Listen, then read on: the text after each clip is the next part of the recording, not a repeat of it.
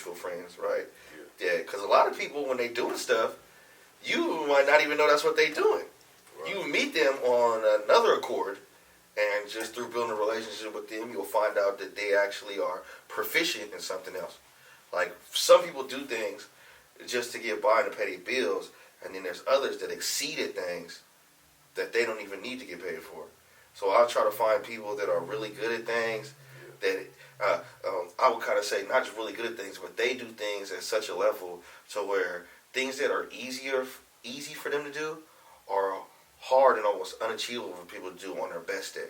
And those are the type of people that I kind of like try to get with. And because I was always taught when you're professional, it's something that you can do, you know what I'm saying, that it's not really a job to you, and it's something that you're doing at such a high level that you on your worst day, it's hard for a normal person to do, you know what I'm saying, right, with the most rarest of luck, you know what I'm saying, and the most training, and they still can't touch you yet. So if you can find somebody like that, no matter what they do, even if it's somebody that's an annotator and they write notes, you might want to stick with that person because they got a little bit of a learning curve and a skill that's, you know what I'm saying, a little bit more advanced than somebody that you might want to, you know what I'm saying, be putting all the weight on, because then, you know what I'm saying, it might not come out how you, right?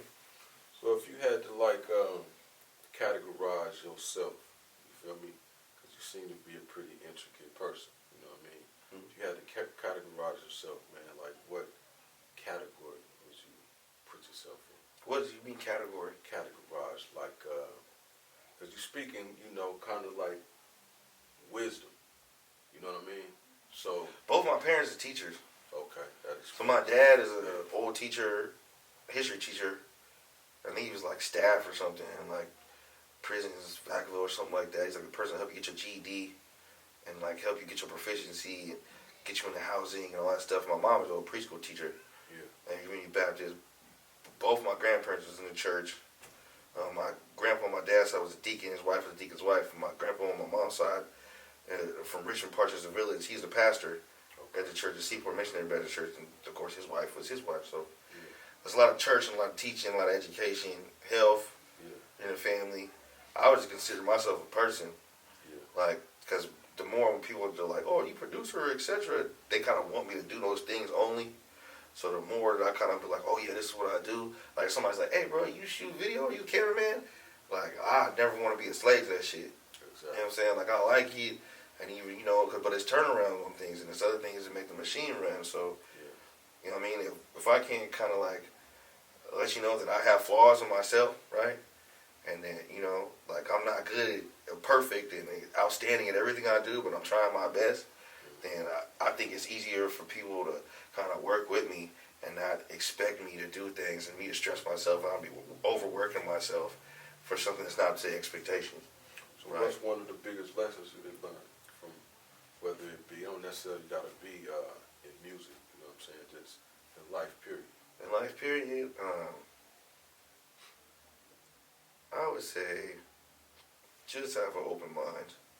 Yeah. Like, because over time, I don't know, like I done been through a lot of stuff as an artist and as a person, and I feel like if I was closed-minded, then it would be harder for me to move forward. And like accept and even to not hold grudges and to kind of like even when I feel a certain type of way to get over my feelings and kind of just do the job, handle the business, and you know even if I'm feeling a certain type of way to not let that interfere with my business or interfere with me getting my job done because I'm taking things personal. You know what I'm saying? Because once thing, it's easy for a cat to get caught in their feelings, man. Yeah. And like you said, getting caught in your feelings sometimes you can miss out on the big picture. And also, me taking other people's considerations and other people's politics and stuff in the mind can actually halt my process and it'll fuck on, excuse my language, but it'll screw my money up. Because say if I got one friend or a business partner who's not getting along with this friend or business partner, and me not wanting to cross game or, you know what I'm saying? Of course, it's always going to be those certain things that like I draw the line and I can't really step over, you know what I'm saying? But it'll keep me from doing business with both parties. And when I look at that, I look at it as me missing out more than anybody else because now my friend has no chance of redeeming himself. The other person has no chance of redeeming themselves. And I lost on both ends of the chicken, right? So from a customer and a person who's trying to help, and somebody who's, providing a job, I've lost on all ends. Like, Right. from a social aspect, from a community aspect, from a financial aspect, from all aspects, I just lost just by me not having an open mind. Not even being able to take, well, maybe this person might have this side of the story, and this person has this side of the story, and, well, they can't be together at the same time. Well, I might have to figure out a way to balance this. And if somebody wants to, they session or etc. lock down, and I got to do that because it's business. You know what I'm saying? And if my friend, that's my friend, or even my business partner doesn't see that, you know what I'm saying? Then, like I said, I failed as a business. Because Taco Bell don't discriminate. You want to go in and get a taco, they got a drive-thru. You don't get along with the dude in the thing, go to the drive-thru. Right. You know what I'm saying? You don't get along with brother drive-thru, then go walk in. Yeah. Or call DoorDash.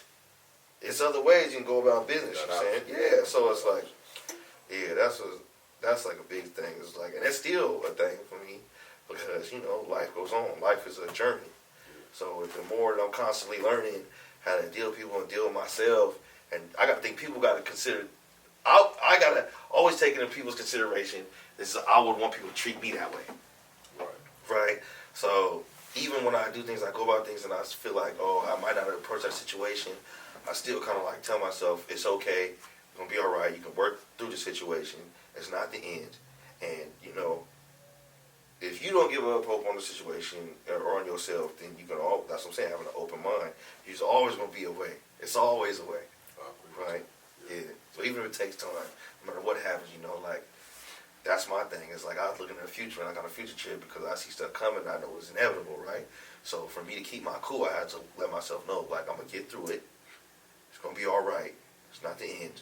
You feel me? It's just a little speed bump. You feel me? That's one thing. It's always going to be another speed bump in the road.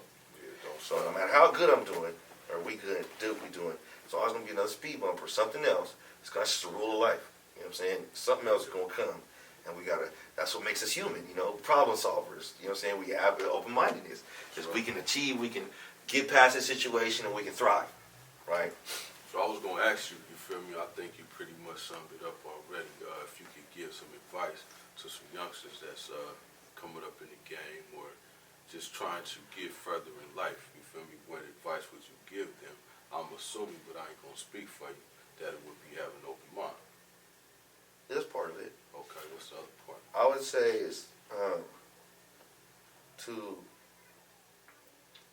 be open-minded. This is always, but even like to more definitively say, it's like if you're nervous about something or you're unsure about something, go with your gut feeling, right?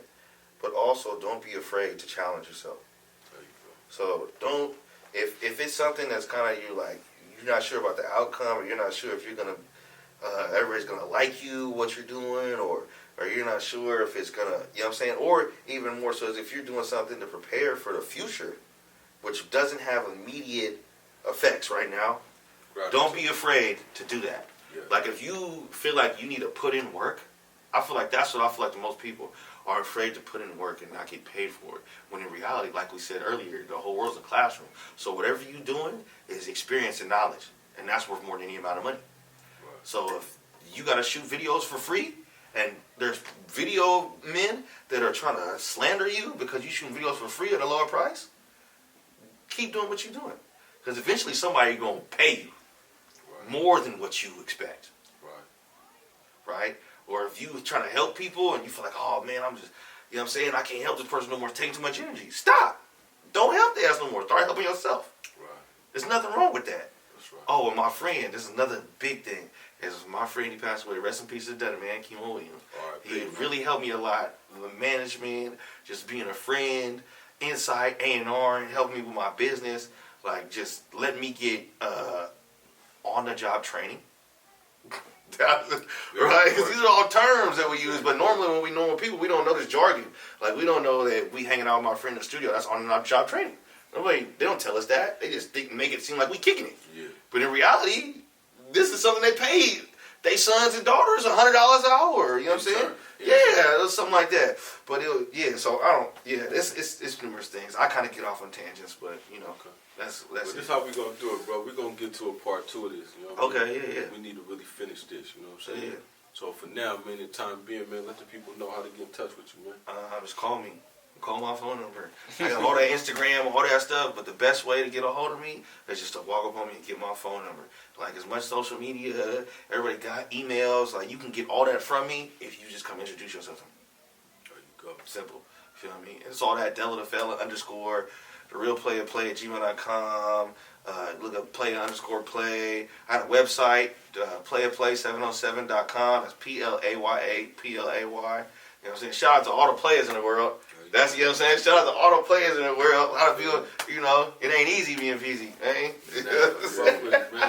Well, yeah, man, that's another edition. You feel me? Boss Talk, baby. We gonna holler. We out.